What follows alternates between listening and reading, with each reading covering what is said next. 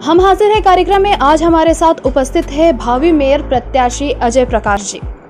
अजय प्रकाश जी के बारे में अगर मैं छोटा परिचय दे दूं तो ये किसी परिचय के मोहताज अब पटना सिटी के लिए नहीं रहे। पटना व पटना सिटी के लोग इनको सामने से देखते हैं सोशल वेलफेयर के काम करने के साथ ही आपने अभी कुछ दिनों पहले सुना होगा कि पटना में भव्य गंगा आरती का आयोजन किया गया था। उसमें भी अजय प्रकाश जी का नाम खुल के सामने आया और आज ये पहली दफ़ा है जहां पर आज सीधे बात करने के लिए मैं इनके साथ उपस्थित हूं। नमस्कार, आप देख रहे हैं एटीएन सिटी न्यूज़ चैनल और आपके साथ मैं हूं तनु वर्मा। और आज हमारे इस खास कार्यक्रम में अजय प्रकाश जी के साथ मैं सीधे तौर पे बात करने वाली हूं। अजय प्रकाश जी जो कि भावी मेयर प्रत्याशी हैं। तो सबसे पहले आपका बहुत बहुत स्वागत है हमारे इस खास कार्यक्रम में। जी धन्यवाद। आप अजय प्रकाश जी, आपको तो पटना व पटना सिटी के लोगों ने पूरी तरह से देखा कि आप किस तरह से पहले से भी सोशल वेलफेयर के काम में लगे रहते हैं। आप हमेशा कहीं भी देख लिया जाए, छोटा काम हो बड़ा काम हो, छोटा आयोजन हो बड़ा आयोजन हो, आप वहाँ पे उपस्थित रहते हैं, सम्मिलित रहते हैं। लेकिन आज इन सब के बारे में तो हम बात करेंगे, लेकिन पहले बात कर लेते हैं आपके दायित्वों के बारे में। चूँकि आप मेयर पद के लिए प्रत्याशी के रूप में हैं, तो सबसे पहले क्या होता है एक मेयर का दायित्व, ये मैं आपसे जानना चाहूंगी। देखिए, आपके चैनल के माध्यम से मैं सबसे पहले तो पटना के जनमानस को नमन करता हूं, क्योंकि अब मेयर का असली अर्थ पता चलने वाला है। अब तक मेयर का कार्य जनमानस सहित किसी को पता नहीं था।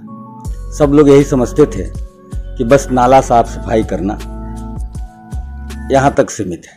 लेकिन जैसे आप इस मकान की ही बात करें, इस मकान के निर्माण से लेकर के यहाँ का सिर्फ नाला की सफाई करवाना इस मकान के मालिक का दायित्व तो नहीं है।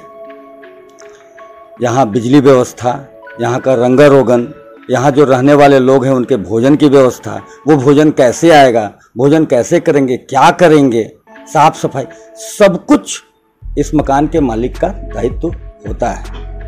आपने कहा कि मेयर पद का प्रत्याशी, तो मैं मेयर पद का प्रत्याशी की बात नहीं, मैं दायित्व की बात करता हूँ। मेयर के रूप में जनमानस ने ही कहा तो मैं उसके लिए आने के लिए हूँ, मेयर के प्रत्याशी के रूप में रहूँगा। और जनमानस के ही आदेश पर निश्चित रूप से बहुत बड़े अंतर से जनमानस मुझे जीत भी दर्ज कराएगी। तब मेयर का जो असली दायित्व है वो समझ में आएगा। सभी के बीच सामंजस्य बैठाना मेयर का दायित्व है। जितने भी राज्य सरकार के डिपार्टमेंट्स हैं उनका अलग अलग कार्य है, वो सारे कार्य कर रहे हैं। उनके साथ सामंजस्य बैठा करके शिक्षा के क्षेत्र में हो, सुरक्षा के क्षेत्र में हो, स्वास्थ्य के क्षेत्र में हो, नगर विकास के क्षेत्र में हो, नगर स्वच्छता के क्षेत्र में हो, पर्यावरण के क्षेत्र में हो, हर तरह के क्षेत्र में कार्य करना पटना मेयर का या किसी भी शहर के मेयर का वो दायित्व बनता है। रोजगार तक में मेयर का दायित्व है। बहुत सारी ऐसी बातें हैं जो मेयर कर सकते हैं। जैसे ऐसा नहीं है कि सिर्फ साफ सफाई, सब कुछ करना है, सबके बीच सामंजस्य बैठा करके। निश्चित रूप से मैंने मकान का उदाहरण दिया, इस मकान के रंगरोगन की व्यवस्था हम किसी और को दे सकते हैं, लेकिन जो मुखिया है उसको मॉनिटरिंग करनी है और उसके साथ सामंजस्य बैठाना है कि यहाँ जो है रंगारोगन यहाँ इस तरीके से होगा तो और अच्छा होगा। तो वो सामंजस्य बैठाने की चीज़ है, और जब वो बैठता है तब उसका रिजल्ट बहुत ही सुंदर आता है। और सामंजस्य बैठाना क्या, सिर्फ विभागों के साथ ही नहीं, सिर्फ राज्य सरकार और केंद्र सरकार के साथ ही नहीं, कर्मचारियों के साथ, पदाधिकारियों के साथ, अपने नगर निगम का मतलब अपने घर के भी लोग जिनके संसाधन मिल रहा है उनके साथ भी सामंजस्य बैठा करके ही काम करने पर आप देखते होंगे कि कोई मन से काम करता है तो वो काम बहुत जल्दी होता है, और कोई बिना मन का करता है तो हो सकता है कि वो काम एक दिन में भी ना हो, 2 दिन में भी ना हो और 1 साल में भी ना हो, और हो तो बड़ा अलग ढंग का उसका रिजल्ट आवे। लेकिन अगर हमारे लोग दिल से अगर काम करते हैं तो निश्चित रूप से उसका रिजल्ट बहुत जल्दी आता है। और लोगों को लगता है कि हमारी इन्वॉल्विटी हुई, हमको भी सम्मान दिया जा रहा है। तो जनमानस, पदाधिकारी, कर्मचारी सभी के बीच सामंजस्य बैठा करके, संबंधित वैज्ञानिकों के साथ सामंजस्य बैठा करके, उनका विचार लेकर के, क्योंकि आप अभी देख रहे हैं कि कोई भी कार्य, मैं तो कई बातों को मैंने कहा अपने संकल्प पत्र में, कई जगहों पर हमारे पूरी की पूरी टीम जो है वो पटना के तकरीबन आधे क्षेत्रों में सर्वेक्षण कर चुकी है। वहाँ की समस्या हमारे पास आ चुका है। ये दूसरा राउंड सर्वेक्षण का चल रहा है। पहले राउंड का सर्वेक्षण हमने कराया, उसके अनुसार हमने संकल्प पत्र अपना तैयार किया, और उसका दूसरा ये सर्वेक्षण का कार्य चल रहा है। इसके तहत ज़मीनी स्तर की जो भी समस्याएं हैं वो सब हमारे पास आ रहा है। उसका हम लोगों ने सामंजस्य बैठा करके उसका सेटअप भी कर लिया है, और जब मेयर के रूप में जनमानस बैठाएगी उस दायित्व पर, तो उसका हम लोग बस रोड मैप तैयार है, उसको इम्प्लीमेंट करने की चीज़ है। हर चीज़ व्यवस्थित ढंग से पटना बिल्कुल बदलते हुए नंबर 1 बनेगा। लेकिन उससे पहले जो हमने अपना संकल्प पत्र दिया है उसमें आप देखे हैं कि कई सारी उसमें कई मुद्दे हैं, उसको तो अब इम्प्लीमेंट भी करने लगी है पटना नगर निगम। और सच पूछिए तो पूरा बिहार एक तरह से हमारे स्लोगन को, हमारे बातों को, हमारे थॉट्स को अनुकरण हो रहा है। ये तो सभी क्षेत्रों में देख रहे हैं। तो ये अनुकरण एक्चुअली सिर्फ पटना और सिर्फ बिहार की बात नहीं है। पटना उस लेवल पे बनाना है। हमारे संकल्प में जैसे महिला सुरक्षा की बात है, ये महिलाएं जो बाहर निकलती हैं उनको टॉयलेट का समस्या आता है, तो एक्चुअली समस्या तो बताना सबको समझ में आता है, बताते भी हैं लोग, लेकिन निदान कोई नहीं बताता है। अब टॉयलेट के लिए बाहर में महिलाओं को हुआ तो फिर घर पर आकर के ही उनको वो व्यवस्था करनी पड़ती है, बाहर में वो नहीं पसंद करती हैं। तो सिर्फ मैंने बताया कि सिर्फ टॉयलेट बनवा देना ही काफ़ी नहीं है, उसको एक अलग कलर से बनवाइए कि सबको पता रहे कि ये महिलाओं के लिए है, और वहाँ का व्यवस्था भी महिला के ही हाथ में दीजिए, तो महिलाएं उसका यूज करेंगी। अब बनवा देना और यूज नहीं होना, यूजलेस हो जाना तो बेकार हो जाता है। तो टॉयलेट से संबंधित मैंने कहा कि कूड़ा भी जो है वो वेस्ट पूरा नहीं होता है, उसको आप रिसाइकिल करके खाद बना सकते हैं। फूल वगैरह जो है उसको भी आप सेंट वगैरह बना सकते हैं। मैंने कहा हर जगह हर वार्ड में हम स्वास्थ्य केंद्र खोलेंगे, वो भी। तो इस तरह की कुछ योजनाएं जो हैं जो मेरे संकल्प पत्र में है, उसको नगर निगम ने अपने अंतिम बैठक में जो 18 जून को हुआ उसमें प्रस्ताव में पारित भी किया है। लेकिन ये अलग बात है कि प्रस्ताव में पारित होने के बाद फिर बजट की भी आवश्यकता पड़ती है। तो नए मेयर जब आएंगे तो उसका बजट का प्रावधान होगा और इम्प्लीमेंट होगा। लेकिन प्रोसेस में आ गया। अब लोगों को बात ये समझ में आने लगी है कि मेयर जो है उसका दायित्व क्या है। शिक्षा के क्षेत्र में भी है, मैं तो पहले भी बोल चुका हूँ, मैं गरीब जो स्लम में जो बच्चे रहते हैं उनके लिए भी मैं शिक्षा की व्यवस्था और डिजिटल व्यवस्था करूँगा। और अभी हाल में भी मैं व्यक्तिगत स्तर से भी वो करने वाला हूँ। मैं आज़ादी का 75वां ये वर्ष है और अमृत महोत्सव के रूप में मनाया जा रहा है, इसलिए मैं 75,000 बच्चे जो उनको निःशुल्क फ्री ऑफ कॉस्ट ऑनलाइन शिक्षा की बात वो मैं करने के लिए जा रहा हूं। मैं आमंत्रित भी करता हूं सभी वैसे संस्थान जो अंडर प्रिविलेज बच्चों के लिए कार्य कर रहे हैं या फिर सामान्य बच्चों के लिए, वो आए। उन बच्चों के लिए हम निःशुल्क डिजिटल पाठशाला का कर रहे हैं, उनको लिंक मिलेगा और वो बच्चे पढ़ाई कर सकेंगे।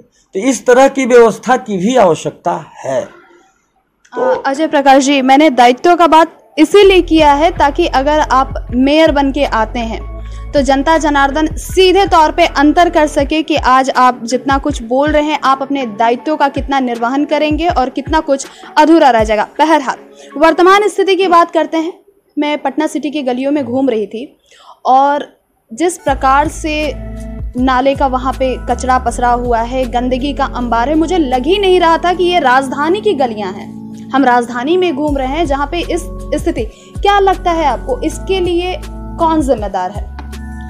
देखिए, जिस प्रकार मेयर की अपनी जिम्मेवारी है और नगर निगम की अपनी जिम्मेवारी है, उसमें कई सारे विभाग भी इन्वॉल्व होते हैं। विभाग भी प्लानिंग करता है और उस कार्य का निष्पादन होता है कई तरीके से। जैसे नमामि गंगे का प्रोजेक्ट अच्छा चल रहा है, हर जगह पर यहाँ का पानी का निष्कासन की व्यवस्था हो रही है। लेकिन जो नगर निगम की बात है, अब नाला का ढक्कन खुला हुआ है जिससे बरसात के दिनों में जानो माल का खतरा हो जाता है। कई वीडियोज़ भी वायरल हुए हैं उससे संबंधित, एक महिला गिर गई, उस तरीके से एक वीडियोज़ एक आध वायरल होता है, उस तरीके से मतलब दर्जनों कांड होते हैं, इन वीडियोज़ तो एक आध वायरल होते हैं। तो इस तरह की घटनाएं बिल्कुल होनी नहीं चाहिए। और मेरा अपना मानना है, आपने भी कहा कि कितना पूरा होगा कितना नहीं, तो मैंने अभी बताया भी कि डिजिटल पाठशाला मैं अभी ऑफर दे रहा हूँ ना सभी को कि 75 आज़ादी के अमृत महोत्सव के अवसर पर मैं 75,000 बच्चों को डिजिटल के माध्यम से पढ़ाई मैं निःशुल्क करने की व्यवस्था कर रहा हूँ। ठीक है, तो जब संसाधन मिलते हैं तो उस समय तो बात ही अलग हो जाती है ना। उस समय तो क्रिएटिव आइडियाज़ होने चाहिए और उसको धरातल पर उतारना और संबंधित लोगों के साथ सामंजस्य बैठा करके। तो यहाँ पर वैज्ञानिकों के साथ सामंजस्य बैठाना आवश्यक है। पैसा भी है, बजट भी है, जो आप कह रही हैं गलियों में नाला वगैरह के बाद, तो बजट भी है और अपने संसाधन भी हैं, लेकिन फेल्योर कहाँ होता है? तो हमारी सोच जो है वो है कि यहाँ नाला जाम है तो बस नाले को कोई ऐसा प्रावधान लगाओ कि नाला कुछ दिनों के लिए साफ हो जाए और इस झंझट से छुटकारा मिल जाए। तो उसमें एक अच्छा खासा बजट भी खर्च हो जाता है। एक्चुअल में कम बजट में और अच्छे ढंग से कार्य करने के लिए हम लोग को संबंधित वैज्ञानिकों के साथ सामंजस्य बैठाना होगा। मेरा रोड मैप तैयार है, मैं तो जैसे ही आता हूँ वैसे ही वो दिखेगा, वो सोचने की जरूरत नहीं है कितना नहीं, क्योंकि सही तरीका यही है। वैज्ञानिक बताते हैं, पहले के समय में ऋषि मुनि कहा जाता था, हजारों साल की प्लानिंग होती थी। चलो भाई, हजारों साल की प्लानिंग का नहीं, आबादी बहुत बढ़ रहा है, उस पर भी कंट्रोल की आवश्यकता है। कम से कम 40 साल 50 साल की तो प्लानिंग करके चलें हम लोग। अगर नाला कहीं बन रहा है तो अगले 40 साल तक वो नाला सक्रिय रहे, सही रहे, उस स्तर का, उस साइज का, उस तरीके से हम लोग तैयार करें। तो इसमें जो उससे संबंधित वैज्ञानिक हैं उनकी मदद लेते हुए, नाले की लेवलिंग करते हुए, सही वे निकालते हुए अगर हम लोग कार्य कर रहे हैं तो इस नाला को, जो आप कह रहे हैं कि हमेशा हर 2-4 महीने पर खुल जाता है, बंद हो जाता है, उसकी आवश्यकता ही नहीं पड़ेगी। और पहले यही होता था, सम्राट अशोक के समय में, चंद्रगुप्त के समय में, चाणक्य के समय में, महर्षि सुश्रुत के समय में, आर्यभट्ट के समय में, ये सब इतनी व्यवस्थित थी हर चीज। यह पटलिपुत्र में ही ये व्यवस्थित हुआ था, यहीं से ज्ञान पूरे विश्व में गया था। तो आज 82वां पोजीशन पर चला गया है। अभी से 4 महीना पहले पटना 46 पोजीशन पर, फिर 54 पोजीशन पर गया, अभी 82वां पोजीशन पर चला गया, माने और गिरते चला गया है। नगर निगम का जो अंतिम बैठक हुआ उस समय जो शहरों का जो ग्रेडिंग की जाती है उसमें 82 पोजीशन पे, आपको बड़ा आश्चर्य लगेगा। आपको पता है कि एक परीक्षा होती है, उसमें मानक 100 नंबर माना गया है और उसका पासिंग मार्क्स जो है वो 33 नंबर माना गया है लगभग। तो ये नगरों का जो ग्रेडिंग होता है ना, उसका 250 नंबरों की परीक्षा होती है, 250 नंबरों की। तो उसमें पासिंग मार्क्स आप 82.5 नंबर कह सकते हैं, है 33 नंबर का अगर तुलना करते हैं तो उसमें या तो 82 मान लीजिए या 83 मान लीजिए। आपको पता है पटना को कितना नंबर आया? 16.8 नंबर से पटना जो है फेल कर गया है, क्योंकि पासिंग मार्क्स 82.5 है। तो ये सब मेरा अपना मानना है कि क्रिएटिव आइडियाज चाहिए और क्रिएटिव आइडियाज को सही लोगों के साथ, चाहे वो राज्य सरकार हो, चाहे केंद्र सरकार हो, चाहे वैज्ञानिक हो, चाहे जनमानस हो, चाहे अपने पदाधिकारी हो, चाहे अपने कर्मचारी हो, सभी के बीच सामंजस्य बैठा करके अगले कुछ वर्षों तक के लिए प्लानिंग होगी और उसको क्रिएटिव आइडियाज़ को इम्प्लीमेंट करना। ऐसा नहीं कि रात में सोच लिए और सुबह में भूल गए, नहीं, सपने देखिए तो उसको पूरा करने का, वो पूरा कीजिए। निश्चित रूप से पटना जो है बदलेगा, जो मेरा नारा है। आप तो देख रहे हैं ना, एक्यूप्रेशर जैसी चीज़। मेरा तो बैकग्राउंड चिकित्सक से हूँ, मैं आयुष मंत्रालय का भी चुनाव 2017 में जीता और बड़े अंतर से जीता था। जनमानस के, हमारे पूरे बिहार के सारे आयुष के डॉक्टर्स मेरे वोटर हैं, बड़े अंतर से मैं जीता था। तो वहाँ एक्यूप्रेशर जैसी चीज़ जिसको कि पौराणिक काल में बहुत प्रसिद्ध हुआ करता था, उसके माध्यम से जो है शरीर की सुरक्षा जो है, स्वास्थ्य की सुरक्षा जो है बड़े ही प्राकृतिक ढंग से कर सकते हैं बिना किसी नुकसान के। कोई साइड इफ़ेक्ट भी नहीं है, कोई बैड इफ़ेक्ट भी नहीं है। वैसी चीज़ लुप्त हो गई थी, लेकिन आज के समय में पूरी की पूरी इंडस्ट्री बन चुकी है। और माननीय प्रधानमंत्री जी का जो आत्मनिर्भर भारत कार्यक्रम है, उसके तहत भी हम एकदम तन्मयता के साथ वहाँ दिख रहा है। ये पूरी की पूरी इंडस्ट्री बन गई है और इस इंडस्ट्री में लगभग 4 लाख लोग अपने परिवार का भरण पोषण, समाज के लोगों की स्वास्थ्य की रक्षा बिना किसी नुकसान के करते हुए लोग कर रहे हैं, मतलब अपने परिवार का भरण पोषण कर रहे हैं। तो वैसी चीज़ों को इस स्तर तक पहुंचाने में कितना क्रिएटिविटी की आवश्यकता पड़ी होगी, कितना एजुकेशन का जरूरत पड़ा होगा धरती पर, धरातल पर प्रोग्राम को लाने का, तो वो तो दिख चुका है ना। इसलिए तो जब हमारे नज़दीक के लोग हैं जो हमको करीब से जानते हैं, उन लोगों का यही कहना हुआ कि आप पटना का मेयर के रूप में आपको आना है, आप ही आएंगे तो पटना जो है उसका गौरवान्वित इतिहास जो है, जो विश्व गुरु के मूल में पाटलिपुत्र है, वो वापस लौट करके आएगा। तभी तो हम लोगों ने बैठक की और मीटिंग बनाया।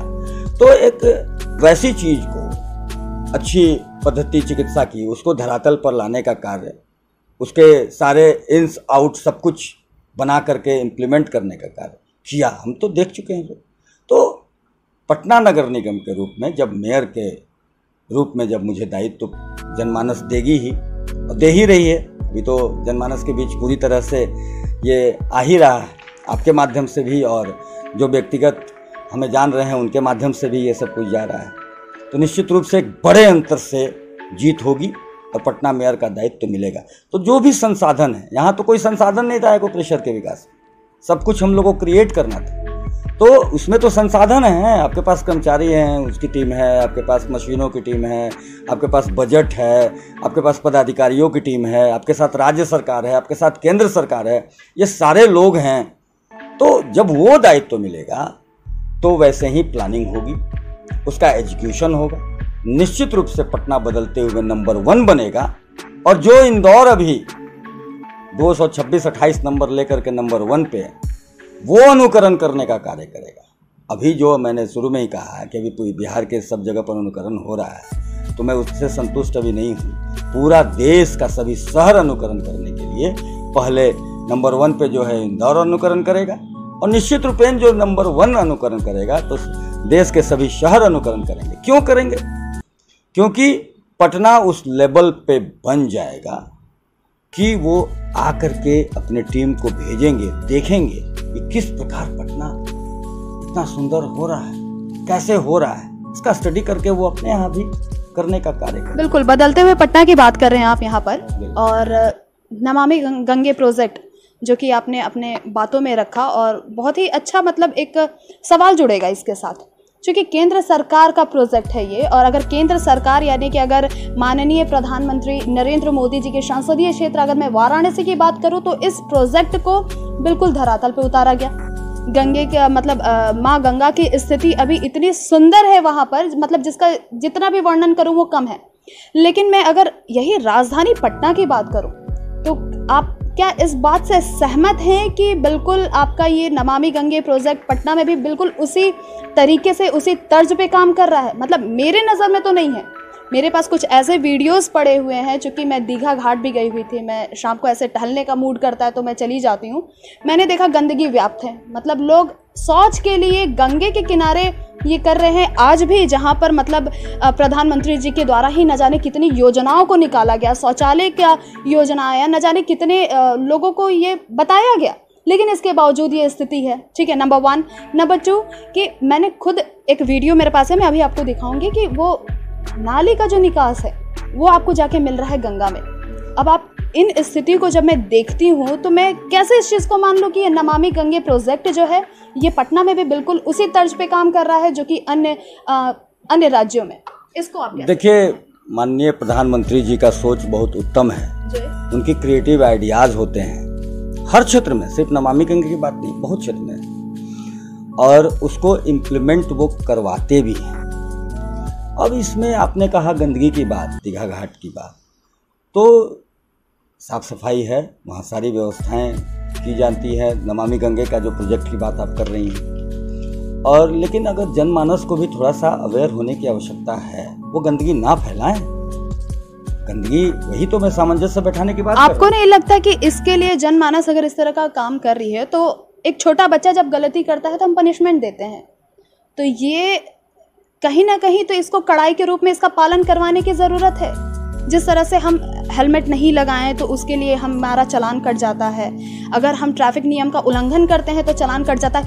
इन चीज़ों को क्यों नहीं रखा जा रहा है प्राथमिकता के तौर पे, इनको प्रायोरिटी क्यों नहीं दी जा रही? एक छोटी सी कहानी मैं बता रहा हूँ, वही मैं बता रहा था कि सामंजस्य बैठाने की बात है जनमानस के बीच में। बार बार बोल रहा हूँ कि जनमानस के बीच में सामंजस्य बैठाया जाएगा।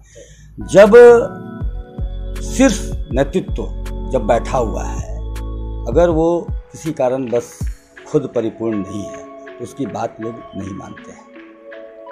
तो पटना नगर निगम की अगर बात करें, एक छोटी सी कहानी जो मैं बोल रहा था, भगवान बुद्ध के पास एक औरत गई कि उसका बेटा जो है गुड़ खाता है, तो भगवान बुद्ध बोले कि जाओ 1 महीना बाद आना। 1 महीना बाद जब वो औरत जो है अपने बेटा को फिर लेकर के आई, तो भगवान बुद्ध ने कहा कि जाओ मत खाना गुड़।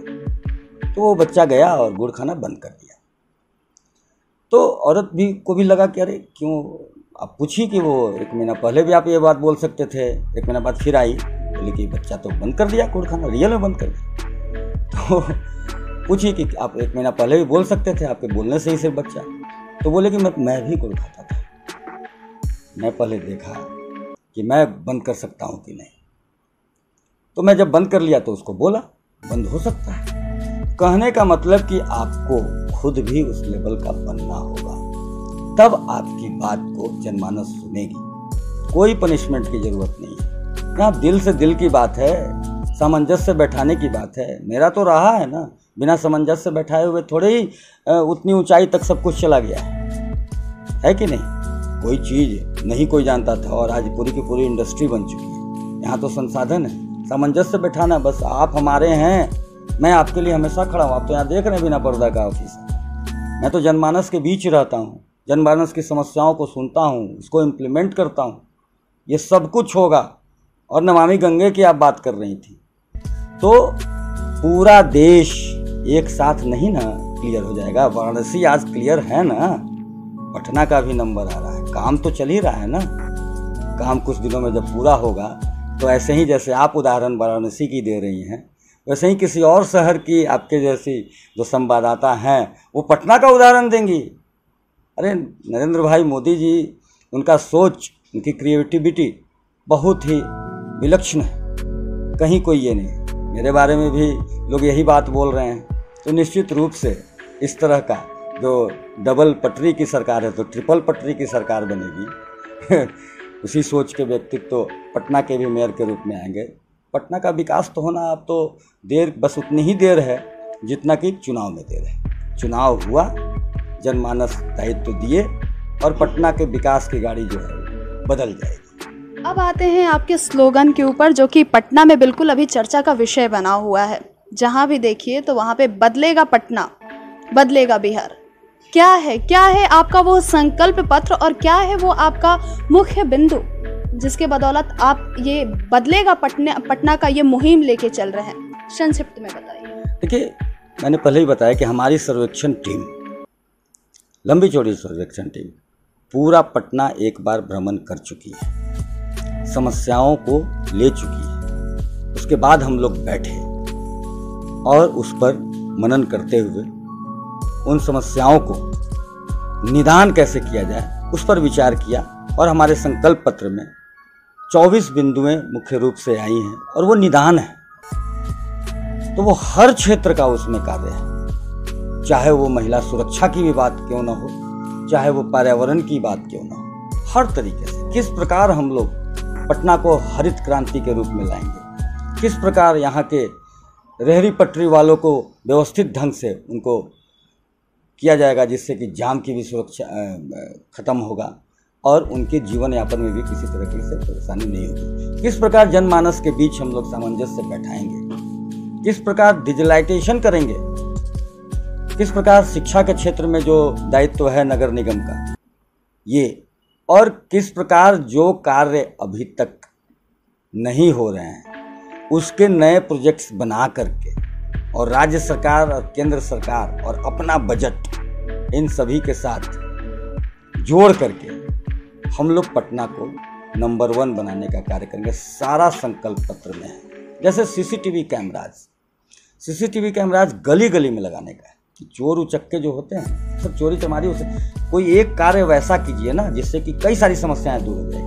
अब सीसीटीवी कैमराज को अगर गली गली तक आप लगा लीजिए, छीनना चोरी ये सब खत्म हो जाएगा, छेड़छाड़ खत्म हो जाएगा। बिल्कुल, ये जो चोर उचक्के जो होते हैं ना बहुत कमज़ोर दिल के होते हैं, उनके पास बहुत क्षमता नहीं है। डर होना चाहिए उनको कि हमको कोई देख रहा है, और देख करके वहाँ बैठा कौन है, कोई सशक्त व्यक्ति बैठा है जो कि तुरंत कार्रवाई कर देगा। तो कार्रवाई भोले लोगों पर नहीं, जो आपने बीच में कही भी दीघा वाले घाट से, भोले लोगों पर कार्रवाई नहीं। भोले लोग जो हैं, जो अच्छे लोग हैं, अगर किसी कारणवश कहीं उस तरह की गलती कर रहे हैं तो उनको समझाने से ही काम हो जाना है। लेकिन जो इस तरह के लोग हैं उनको दंड देने का भी काम किया जाएगा। तो उस डर से ये घटनाएं बंद हो जाएंगी।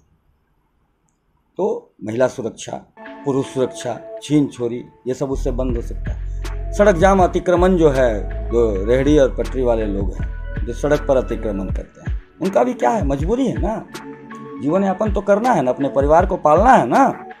तो वो एक सिस्टम में सही ढंग से उनके लिए अलग व्यवस्था अभी है प्लानिंग में, 350 के लोगों के लिए एक जगह पर प्लानिंग में, लेकिन इम्प्लीमेंटेशन नहीं, कहीं कुछ है कहीं कुछ है। तो लोग सड़क पर अपना रहते हैं, जाम की भी हो जाती है स्थिति। तो उनका जो सही रूप में जितनी संख्या उनकी है, उसका मैं रोड मैप तैयार है, बहुत सारी बातें बोलने की आवश्यकता नहीं है, करके दिखाने की आवश्यकता है, तो वो मैं आने के बाद करूँगा। लेकिन उनको व्यवस्थित करके एक अलग जगह पर, तो जनमानस को भी आसान होगा कि भाई एक ही जगह पर सब चीज़ मिल जा रहा है, वहाँ जाओ और मिल जा रहा है। ऐसा नहीं कि इस मोहल्ले में है तो उस मोहल्ले में नहीं है, हर मोहल्ले में रेहड़ी पटरी वालों के लिए व्यवस्था की जाएगी। मोहल्ले वासियों को भी आसान कि एक ही जगह गए और सारी व्यवस्थाएं हो गई। उन लोगों के लिए भी आसान कि भैया हमको भटकना नहीं है, एक जगह पर रह गए। तो इस तरीके से जो बुजुर्ग हैं, जो बच्चे हैं, उनके बसों में भी व्यवस्था, परिवहन में भी हम लोग उसको बहुत सारा कार्य करेंगे। सारा हमारा संकल्प में है। सभी के बीच सामंजस्य बैठाते हुए हर तरह का कार्य किया जाएगा, कोई एक क्षेत्र नहीं, सभी तरह के क्षेत्र में। क्योंकि मैंने पहले ही बताया कि मकान का सब कुछ देखना, सुरक्षा, स्वास्थ्य, सशक्तता, पर्यावरण, सब कुछ देखना मकान के मालिक का काम है। तो यहाँ पटना का मालिक की बात नहीं है, लेकिन पटना का मेयर मुखिया जरूर होता है, नेतृत्व करता जरूर होता है, उसी पर डिपेंड कर, उसके सोच पर ही डिपेंड करता है कि वो शहर कैसा रहे।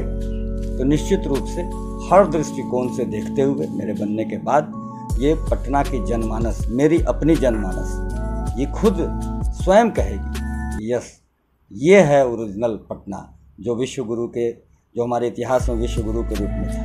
खूब सुंदर, खूब स्वच्छ, खूब सशक्त, खूब सुरक्षित, नंबर 1 पटना। चलिए, बहुत सुंदर। अगर आपकी ये सब कुछ योजना हो और ये सब कुछ संकल्प पत्र में अगर लिखा है तो जनता भी यही चाहेगी कि वो बदलते हुए पटना को देखे। हमारे चैनल के माध्यम से आप जनता से क्या अपील करना चाहेंगे? जनमानस के आदेश पर ही मैं मेयर के चुनाव में आ रहा हूं। तो जनमानस ने ही जब मेयर का दायित्व देने के लिए और मेयर के दायित्व पर बैठने के लिए आदेश दिया है, तो मैं बस जनमानस के आदेश का पालन कर रहा हूं।